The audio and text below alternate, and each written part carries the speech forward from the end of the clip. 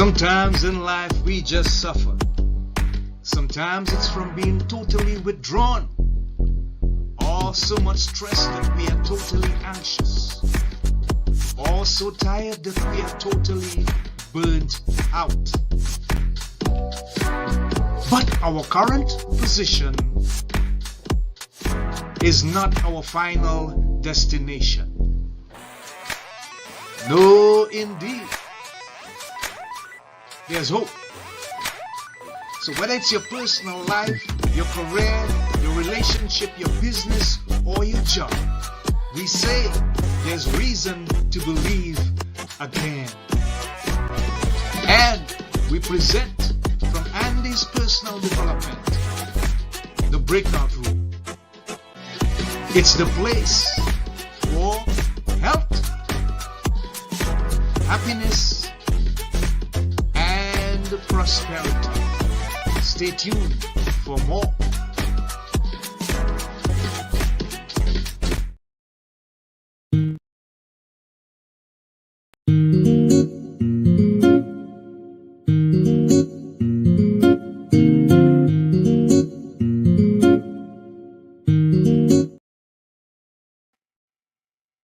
Hi, you amazing and wonderful people. This is Andy of Andy's Personal Development. I am your host of the Breakout Room podcast and so many more. But for today, we are live in the Breakout Room and we have an amazing guest. This episode is entitled From Hollywood to Adoption Advocacy, Rewriting Life's Expectations with Ayo Haynes. And let me tell you a bit about our guest before we introduce her, because I know she's just bubbling with excitement. So for those of you who are going to be with us live, I saw somebody out there already giving us a thumbs up. We appreciate that. We appreciate you. And for those who are going to be looking on later, this episode is going to focus on something that may be dear to many and a matter of concern for others. Ayo Haynes is an open adoption advocate, a single motherhood coach, a real estate expert, and an empowerment speaker. She says from walking away from a career-defining role on a hit TV show to empowering single women to pursue motherhood through adoption is her journey, and it's one of courage, self-discovery, and redefining societal norms. She's navigated the complexities of open adoption, challenged the status quo, and emerge as a powerful voice for women's empowerment and financial independence. Wow, that is truly, truly wonderful and refreshing to hear. So without any further ado, let's present our guest live in the breakout room, Ayo Haynes. Welcome. Hi, thank you. Okay, great. Thank you for taking the time to be with us. And we appreciate you and we appreciate the opportunity to share the next 42 minutes or so with you. So Ayo, here's the thing that I love to start with. If you had the opportunity to let the world know what you really represent in terms of your philosophy, your belief, the one thing that you want them to remember as your lasting legacy, what would you tell the world? How would you describe that philosophical belief that truly describes you? Well, I guess because my name means joy, Ah, it has to do with that. And my daughter's name means love. uh-huh. So I just think those are two key components of a happy life, having joy and having love. And that's all that God has really required of us, right? To live Yeah, a joyous life, to be loving, to care for others, to do unto others as you would have them do unto you.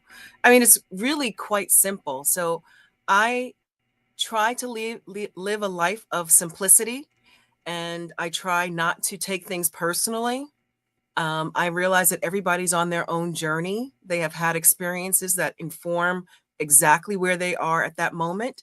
And I could take it personal or I could choose not to. And I really do believe that this life is about choice. And we have every responsibility to make the right choice, right? God has given us free will from the very beginning, from the time of the apple and Adam and Eve in the garden, right? There was a choice the choice was the wrong choice, but you Ah, have choice. And so yeah, it's what you do yeah. after those wrong choices and what you do with the good choices, right? How do you perpetuate them to grow even more? Wonderful. Thank you for sharing. We have a very enthusiastic audience. I see two Oh, likes, and that means you excellent. are smoking, Ayo. You're started off on a right path. So let's just continue doing that. You were a hit star on a Hollywood platform, whatever you want to call it, however you want to describe it. When did you find that epiphany moment and decided, this is not where I'm supposed to be, and you made that switch? How was that like for you emotionally? Well, in acting, there are many choices, bad and otherwise, that you can make. They're presented to you all the time in your career as an actor, male and female. There's always someone who is going to offer you a part that you either agree with or you don't. They will push your limits and ask and see what you will do and what you won't do. And for some, it looks like it pays off if you make a choice that you normally wouldn't, Yeah, but they have short-term results, um, and or they have other challenges that come along with it. For me, I started acting back in college. It was mm-hmm. kind of something I fell into. I went to a business school, but I always was curious about the business side of acting. And so I had to find someone at this business school that could hear me and that could um, open up a door for me because I looked like the odd person talking about acting at a business school. But I was able to find someone in the administration who understood what I was saying, and he opened up opportunities for me to do work at within opera and with art schools. And I danced around the fact that I really did want to become an actress.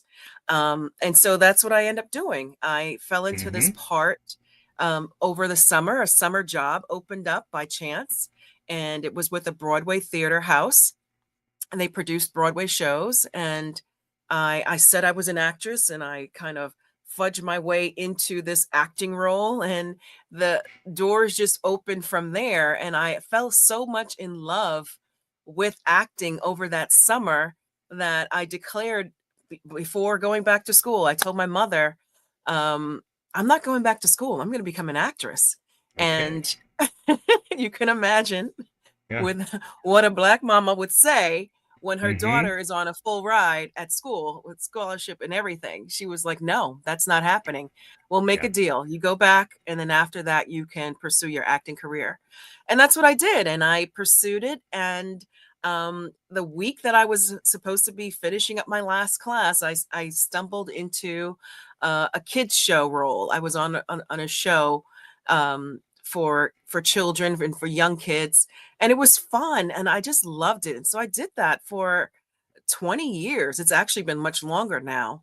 But at one point, I had this great audition for this comedic role, and I think I'm funny. I'm situationally funny, I say.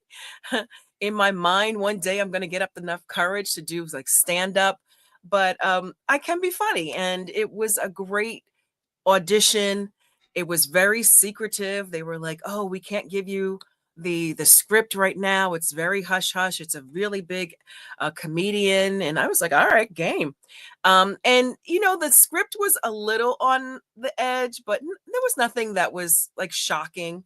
Mm-hmm. Um, but I kept asking for it. I was like, "Can I get the script?" And my agent kept saying, "Oh, they keep saying they're going to give it to you when you get there for your fitting and do the table read." The table read is when all the actors get together with the Mm-hmm. directors and the producers. You sit around Yeah. with the script in your hand, you read the parts, and the parts that people laugh at, they keep. The ones that they don't laugh at, they start, trying to get rid of. Yeah. And so uh, before I got to that part, I was sitting in the waiting area, and they finally did give me my script. And as I read it, I said, "Oh, good Lord, I'm not going to be able to do this." I was Wow. like, they really try to do a fast one here. And Yeah. so the light comedy of the audition was replaced by this incredibly raunchy, sexualized, curse Mm. words, everything that you could think, like pornographic, that I was like, I Yeah. Yeah. can't do this. And Right. it really made me, in the first, well, not the first time in my career, because when you're an actress, things will come up and you have to say yes or no, but on a level where it affected so many people, it affected my agent. I was already booked. I was already there. Um, I didn't know if I could have the courage enough to say I'm not going to do this. So I was incredibly uncomfortable. I called my agent. I said, "This is what's going on." He's like, "All right, let's just see where it works out." And they had also asked me to bring clothes to be for a fitting, right? Mm-hmm. And Yeah. when they were in, I think that's what tipped me off. They said, "Can you bring like a negligee?" And I was like, "A Wow. negligee?" Well, so I did the opposite. I brought pajamas, right? I brought Okay. like flannel pajamas. I was gonna like, okay, you gonna play this game, I'm gonna play this game. So it was like a little tet, here and there, Mm-hmm. until there was an impasse. So I absolutely felt like I could not walk away from the table read. But after the table read, I was like, I'm not getting on camera to say any of this. I'm not. Yeah. Yeah. My mother is a Presbyterian minister. I go to church. I'm like, I can't even imagine looking at the congregation Hmm. every Yeah. Yeah. Sunday. and Wow. and having had said that stuff. So I I waited until we went to the table read finish. I went to the fitting. They didn't like the clothes that I brought. They were too, buttoned up, which I did on purpose. Mm-hmm. So they wanted to Yeah. suggest, this a teddy, a negligee, and I was like, okay, this is absolutely going where I don't want to go. And you didn't tell me this. You didn't give me the choice to say yes or no to this. You just pushed me into this situation. So by the way, this is like several hours now that I'm in this Wow. situation, feeling Yeah. incredibly put upon. And I called my agent, and he wasn't that far from where I was. And thankfully, he was incredibly supportive. And Mm-hmm. I got to witness somebody go to bat for me, to fight for Yeah. me. Yeah. And he called the producer, and he was like, "She's absolutely not saying that." And they were like, "Well, can she say this?" And he's like, "Absolutely not. She will not be saying that. She will not be coming back." And they tried to negotiate parts of it in order to get me to come back. And I said, "You know what? I'm done. I'm done." And Yeah. I'm so Yeah. glad I made that decision all these years later, because it's those little decisions that you make in key moments of your life that inform who you are. It's a Mm. foundational block for who I was, what I would put up with, what I would say no to, what I would say yes to. And it was years later, I can say that that same comedian has expressed that he felt that he had no voice on that show. And he felt that he um, lost himself in the process, and he wasn't able to Mm. say no like I was. I Yeah. mean, I Yeah. had the choice. I didn't have a contract for millions of dollars, but it certainly would have led to some incredible opportunities. But I relate all of this back to my journey as an adoption coach, because as I was going through the adoption process, the agencies felt like the producers on this show, right? They're like, "Well, Mm-hmm. Ah. I know you said you wanted a black child, and that you would be okay with a mixed child, mixed white or mixed or Spanish, but would Mm-hmm. you, how do you feel about taking a child who is not that? How about a child who's born substance abused?" And I said, well, in my, it's very specific what they ask you, the questions, what Yeah. kind of child Yeah. you want. And as a single mother, I knew that I could not have enough resources to work independently as a real estate agent and an actor. Those are all independent contractor kind of roles, and take Mm-hmm. care of a sick Yeah. child or a child who needed really a lot of care. So I said no. but they were kept coming. Well, how about, well, well, he is mixed race, so even though he's born substance abuse, it won't be, it's like, no, no, no, no. This is Hmm. what I said I Yeah. wanted, and this is how we're going to proceed. Now, and that's not to diminish anyone who is either a single mother or a couple who have the resources and are equipped and graced by God to have that kind of child that they could mother or father and parent. But for me, I knew that was not the vision of motherhood that I wanted. And so I had to put my foot down a lot of times in talking with the adoption agencies because they were trying to talk me out of who I was, even to the point where I wrote a bio. You have to write a brochure about yourself and your life. And I chose to be very spiritual about what I wrote there. I said, Yeah. God put us together to at this very moment, and you have blessed me with my this beautiful child, and who I pledge will know who you are. And it was even more spiritual than that. And they said, you can't say that. And I said, why not? Wow. And Yeah. they said, well, these girls are not going to understand that kind of talk. And I Hmm. said, well, the girl who picks me will absolutely understand it. I'm not changing a Yeah. word. Yeah. And so that's what I stuck by my guns, and it turned out that that's exactly the young woman who picked me.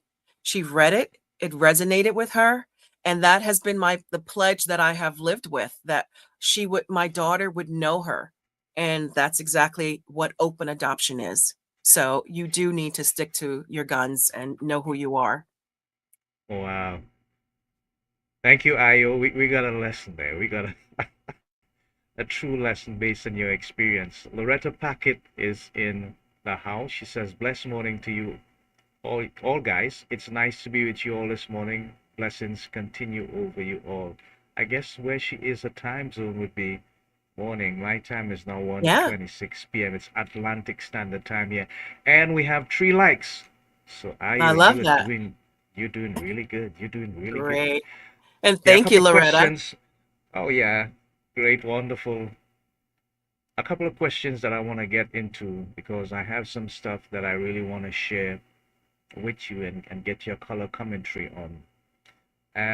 What are the most common misconceptions about adoption that people face, and what guidelines would you give them to address those, including sticking to your guns? Do not compromise.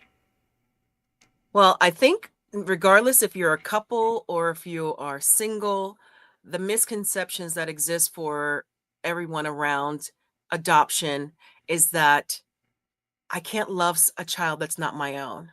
And that's Wow. not true. Yeah. That is absolutely not true. If you understand the process of adoption and the fact that we are all adopted, quite frankly, we Mm-hmm. are Yeah. adopted by God. So Yes. we come from that relationship already, and He loves us more than anything. Yeah. So if He can love us with all of our mistakes, and uh, we can love a child that He has gifted us with and graced us with to love. I think another misconception is that the birth mother is going to want the child back. Um, and that is the work that I do around open adoption.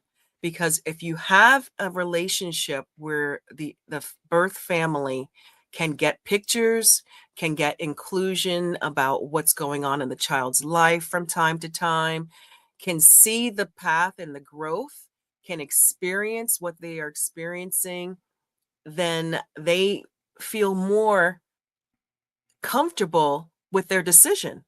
They say they can understand that they have made the right decision for the betterment of their child. Also, once the adoption is finalized, when the parental rights from the birth parents are terminated, there's no going back. The birth parents' rights are terminated, and then those same rights are granted to the adoptive parent. Once that happens, legally, there's no way for the child to be reversed and taken back to the family. But again, if you have a conversation, if you have a relationship that's respectful, where they see the child is extremely loved and having an incredibly blessed life, and they're not shut out. They're not the bad person. They're not that person you have to fear. Then Mm-hmm. it's a beautiful relationship for everyone involved. Yeah. Yeah. Wonderful. Thank you for clearing that up and for sharing your expertise and your experience. So I really want to share this video with you and us. And for those who are going to see this later on, this is really instructive. So pay attention, guys. I Here we think go. one of the biggest misconception is that the birth parent will want the child back or will take the child back. That's not possible. The once the adoption is finalized, it's it. That's it. The birth parent's rights are terminated as part of the process of the adoption, and the parental rights are granted to the adoptive parent. After that, there's no taking back a baby or anything like that. I think most birth parents just want to know that their baby is happy, healthy, and that what they imagine for their child is actually happening for their child. So that if you are a teenage mother unable to give the child that you birth the life that you wanted, but you can envision that child being in a family, whether with two parents or a single parent, being able to have the life that you dream for them, then that's something that will make them very happy.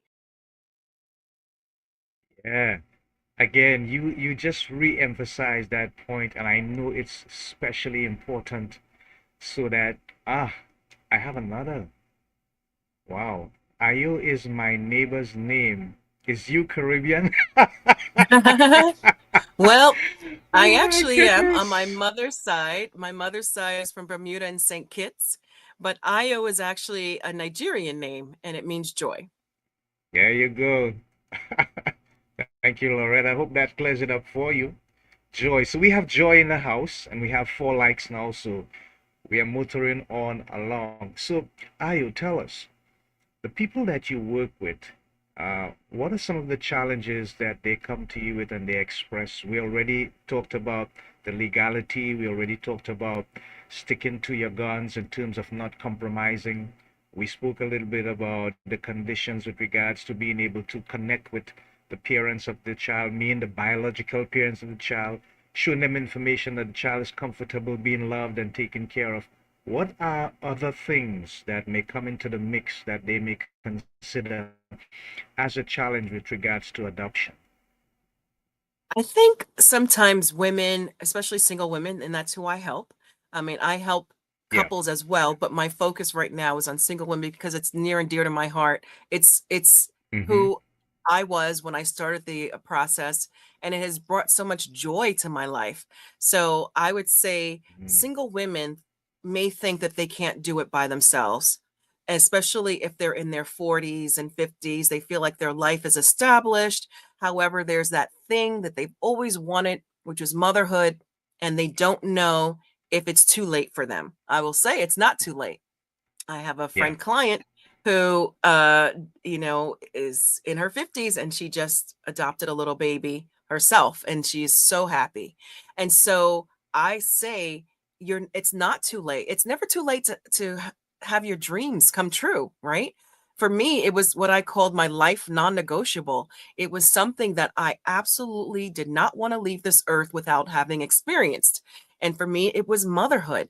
And so if that is something that is on your heart, that you feel God placed this gift of mothering and care on your heart and you want to do it, but because life circumstances of you finding the right mate didn't happen at the right time in order for you to still be fertile, then there's adoption. And there's so many children that are waiting to have a loving home. So I say, absolutely, you can do it. You can do it with support and help, coaching.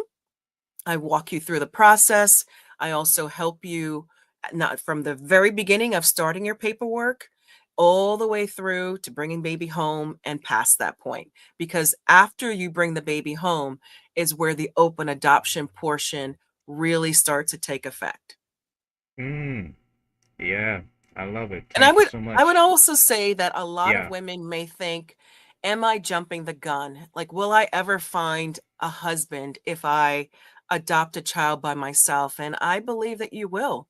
I believe Mm-hmm. that I still will, that I'm going to find my mate, my husband. And I think, there are so many ways that we can take care of others, right? People can tell you, oh, just be satisfied being a great godmother, or just be satisfied being a great aunt to, this child and all of that. But if that's not enough for you, then you have every right to live the life that and the desires that God put on your heart. You're you are blessing another family, another child, and helping that child become, you never know who that child is going to become. Oh, yeah, indeed. I Yeah. love your positive and engaging output on this entire topic and scenario around it. One of the things that I think may be a bit of a concern is what are the financial considerations that single mothers should expect to engage in or look out for in terms of the guidelines with the adoption process? Well, depending on the agency that you go with, or if you're doing a private adoption, you need to be putting aside at least $40,000 for Wow. all of the Yeah. different things. Yeah. And that's on Yeah. the cheap end. That's taking care of the agency fees. You have to do a home study. You have to hire a social worker to come into your home to study your home. You have to do a bunch of things. But it's still, I will tell you, Andy, it's probably going to be cheaper than going the fertility route, especially if you're in your 40s and 50s, because the rate of success, a successful fertility treatment drops significantly. And if you're in your 40s and 50s and your FSH levels are not where they need to be, that means that they're going to have to give you more hormones. The hormones are very expensive. So, in all, I believe that adoption is going to be a cheaper and less taxing way to go to become a mother than fertility. I always say, this is my tagline: fertility, if you go the fertility route to become a mother, it's an if you will become a mother. But if you go the adoption route to become a mother, it's a when. It's Mm. simply a when. Yeah. Yeah. Love that. Thank you, Ayo. Loretta seems to be all over you. She knows its meaning Ayo, Yeah. joy, and she knows our parents give us names and knowing the meaning. But she compliments you. She says, "Love how you're looking straight ahead in the camera and focusing." And for the 4 likes, I now have a love on the screen. Thank you, Ayo. You have lit up Thank you, this Loretta. episode. Thank you, Loretta. So, as we continue, what does the future look like for open adoption success for you it and how you want to help people going forward? It's so exciting. I spent the weekend, well, I went to visit, like I was saying, a friend who was also a client, and I got to see her little baby that she brought home from the hospital that she's in the process of adopting. And it just warms my heart. I just go, yes, a woman who has always wanted a child, and for her, it's a second child. Her other child is grown, but she felt in her heart that God was calling her to adopt a little girl, and God arranged it. He made it happen. And so I always say, if you have a heart for a child, God will make it happen, because there's enough Mm, out here that need it. yeah, yeah. And open adoption is such an incredible concept because it takes the fear out of adoption. Everyone's operating from this place of fear of the baby's gonna not gonna want me after they become older and they find out that they're adopted. Well, I took that out of the equation because I told my daughter as young as 3 that she was adopted. I just explained it. It wasn't a big deal. She was like, okay. So I never made it wasn't ever Yeah, like yeah. he said, she said, or them against us. No, there's an adoption triad, and that triad is a strong triangle. It's the adoptive parent, it's the child, and it's the birth parent. And if we can continue to have a relationship and flowing, have the information flowing through all three, then there's no stagnation, there's no fear, there's no, is she going to love me more than her? No, it doesn't happen. I will always be my child's mother. Always. There's no replacing me in that. And so with the open adoption, so far it's been all about education.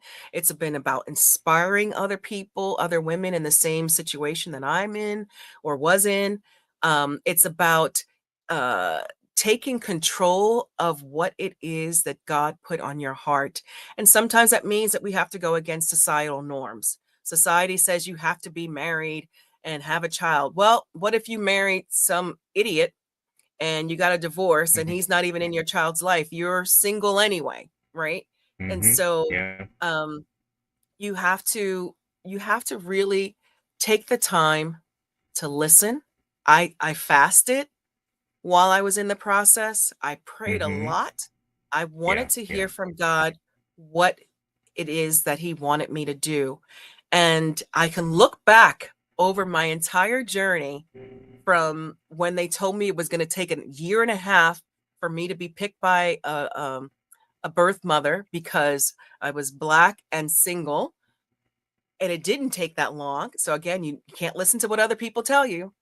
But I look back on that journey of how I became a mother and all the miracles that happened in that time period. And I look back from then to now, where I left a career. I still am doing real estate, but not to the level that I'm doing the Hmm. coaching now. This whole Yeah. experience has changed my life. It's changed my trajectory in working and who I work with and my career. I mean, at in my midlife, I changed careers completely. I'm actually post midlife, but you know, it gives me that excitement to continue to Yeah. help other women just achieve that happiness that I've been able to experience. Yeah. Thank you, Ayo. You're a breath of fresh air, my dear. You. And you know what? Here's the thing. I want you to dig a little deep now and tell the audience, if you can go back and recall any moment where it really stands out that you had this experience during the process of getting to know your newly adopted daughter, and it stands out in your mind because it was a defining moment when you and her really connected. Could you recall any moment like that? And emotionally, what did it feel like knowing that you had made this deep connection with her? And as you said, you will always be her mother. Right. There were so many miracles that kept happening and coincidences throughout the process, but the moment that stands out most in my mind is the hospital Mm, understanding that I was going to be adopting this little baby, yeah. provided me with my own room, a Mm-hmm. private room to bond with her. Yeah. So I was able to have this room and really put my baby on my chest, skin to skin, as if I birthed her, to look at her in the eyes, to spend Mm-hmm. hours with her, to spend the night if I wanted to. Yeah. Yeah. Um, that is exactly the moment that changed everything because I was able to just, there were so many people protecting me, protecting the relationship, encouraging bonding. And so that's my job now, right? To encourage the relationship, to encourage the creation of this mother child bond that withstands time and that it's so healthy and continues just to grow and grow. And so I mirrored what my mother taught me and how we had a relationship. I wanted that same relationship that I had with my mother with my daughter, and I have it. And it started in the delivery room, being asked to be in the delivery room by her birth mother, watching her be born, being given my own birthing or room to bond with her, having Mhm. family and friends come to visit us in the hospital as if I had just birthed her. So it's these kind of relationship, these kinds of experiences that are leave an indelible mark on your psyche. Wow. I'm a bit taken aback by the fact that you had this amazing experience. You were able to actually see the birthing of the baby that you were going to adopt, and that child from that moment came into the world. You were going to be there for her as a mother, even though you did not physically give birth yourself. But what stands out to me is the fact that there's a generational succession here where you said you experience the kind of love from your mother that you're now transferring to your daughter. And that's truly amazing. Andy, Like, going on that same point, yeah. my mother passed away 10 months to the day of my daughter's due date. And Oh, one of the moments that on that end sticks out to me is I was laying in bed with her. You know, when you, if you've ever experienced someone who's passing, they don't talk much. They lay there, but she was there with me. And I was looking in her eyes and I said, Mom, you know how much I want a child. yeah. When you go to heaven, just hold on to that baby for me until I'm ready. And she just looked at me and she just looked at me. She went, closed her eyes and went back to sleep. But Andy, 10 months to the date of her passing Wow. Wow. was my daughter's due date. Mm, And so I believe that there was a connection, there was a spiritual connection mm-hmm. that that started 10 months before. Yeah. Wow. Ah, like I said, Loretta is all over you. Can you read that, what she just said there? Yeah, she says, I like that you let the truth from the wait. I like another one she wrote. Is I love how you put God first in your situation. And Yes, yes, yes, yes, girl, yes. let me tell you, Wow. when you are in the adoption phase, um, or journey, you need faith. You need Yeah. God. You need to be praying because it's so up and down. It just there's so much self-doubt. You are thinking about all those negative things that people say, and that's why I'm changing the narrative. I don't want Mm-hmm. to be fearful about Yeah. adoption. I want adoption to be one of the first options that you think of, in addition to obviously having your own if you can, rather than going the fertility route. But there are so many kids that need homes and love, whether you're a single or a couple. So adoption should be at the top of the list. Ah, I get you. I get you.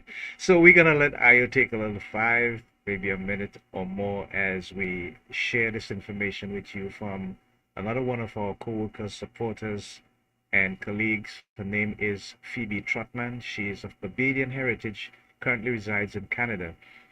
She actually represented the Canadian national football team as an athlete.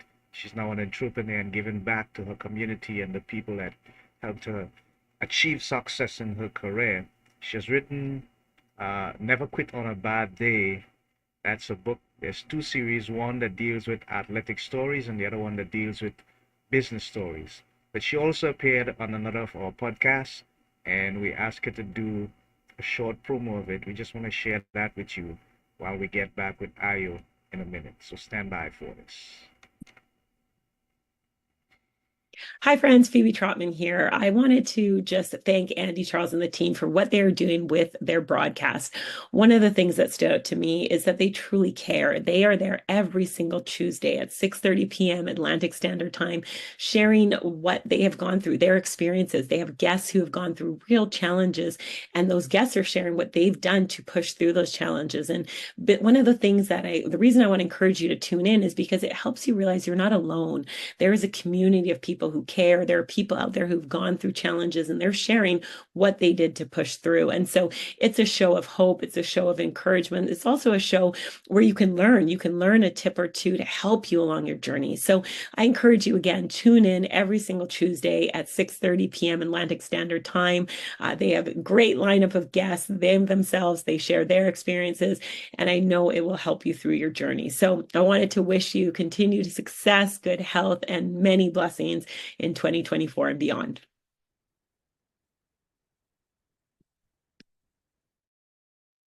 Hey, thank you, Phoebe, one of my favorite people on the planet.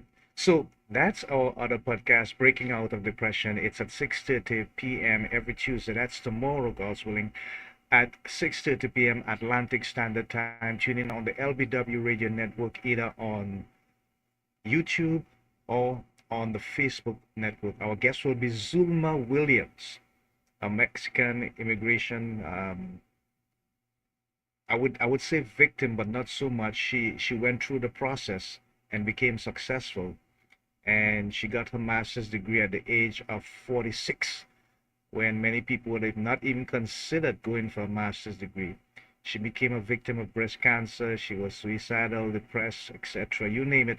Lost her mom, had to go back to Mexico, had to come back to the US. Hey, tune in to get the fine points of the story tomorrow, God's willing, 6:30 Eastern Standard, Atlantic Standard Time, not Eastern, Atlantic Standard Time, 6:30 p.m. on W, the WWW network. That is Breaking Out of Depression on Facebook, as well as the YouTube Living by the Word, the LBW Radio Network. Okay, great. So we're gonna get back to Ayo Haynes. This is the episode entitled From Hollywood to Adoption Advocacy, Rewriting Life's Expectations with Ayo Haynes. Are you doing any current mentoring now, Ayo, in terms of persons that you would have seen that has this special desire to maybe follow in your footsteps and do the same thing that you're doing, and you're taking them under your wings and gently showing them the way till the time when they would receive that level of competence that they can actually function on their own? Well, I love that idea. No, not yet, but I can't wait to have someone contact me. I think that would be amazing. But I am the Yeah, mentor of two players on the Fairfield University women's basketball team. They're called the yeah. Lady Stags, and I love these women that I've met. They are amazing. They're amazing players. So I'm mentoring them that way. I'm a certified mentor. But I can't wait for someone to reach out and say they want to do open adoption advocacy. That sounds great. Wow. Looking forward to that. So I just Yes. have one more video that I want to share here that I found on your profile, and I name it Decisive Thoughts. Sentences that will make you Here we go. rethink your life. 1. Happiness is not the absence of problems, it's the ability to deal with them.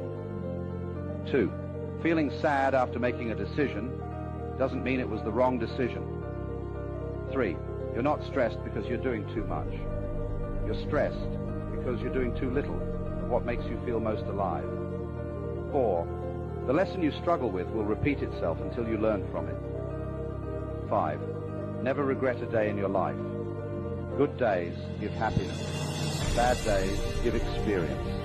The worst days give lessons. And the best days give memories. Be so confident in God's plan that you don't even get upset when things go wrong. It's just life testing you.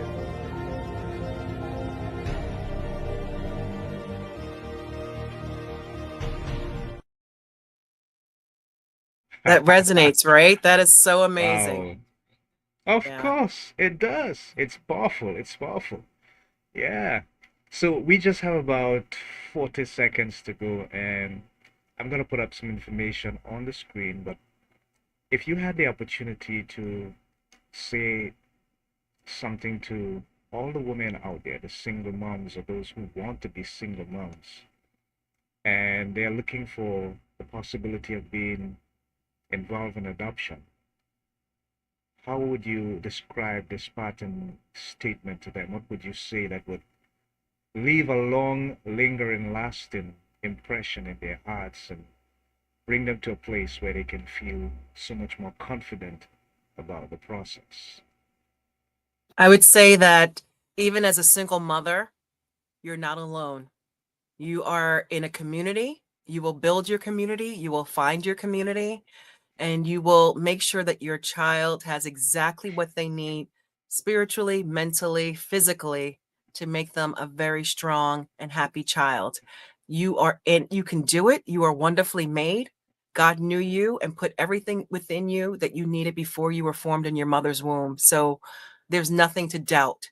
And I also will say that I am creating, and I have created a summit called She's Extraordinary Summit, and it's for women, regardless of being single or not, and being mothers or not. And it's to uplift. It's called Dare, Dream, Achieve, and it covers all aspects of life. You can find out more at shesextraordinary.com. And thank you so much, Andy, for putting up all of my contact information. Single women, definitely follow me at openadoptionsuccess.com. I've got free trainings there. You can reach out to me. Loretta, please. I don't know what your journey is, but I still need to meet you. Just send me a way to, on Instagram or Facebook, friend me and let's connect. And that goes for everyone listening. Yeah, thank you, Ayo. You have been an amazing and wonderful, quite engaging guest, and as I said, refreshing in terms of your outlook and your professional expertise, including your experience that you have been vulnerable about and share with us on the process of open adoption. So we have been okay. So Loretta wants to say something here. Can you see it? Yeah, it It says says, good "Good afternoon. afternoon to you all, Andy. All God continue blessings over you all." That Amen. includes Ayo as well. Yeah, amen. What an amazing note to end on. And we're so happy that we can connect with people and we can make an impression and we can leave an indelibly beautiful moment in your mind.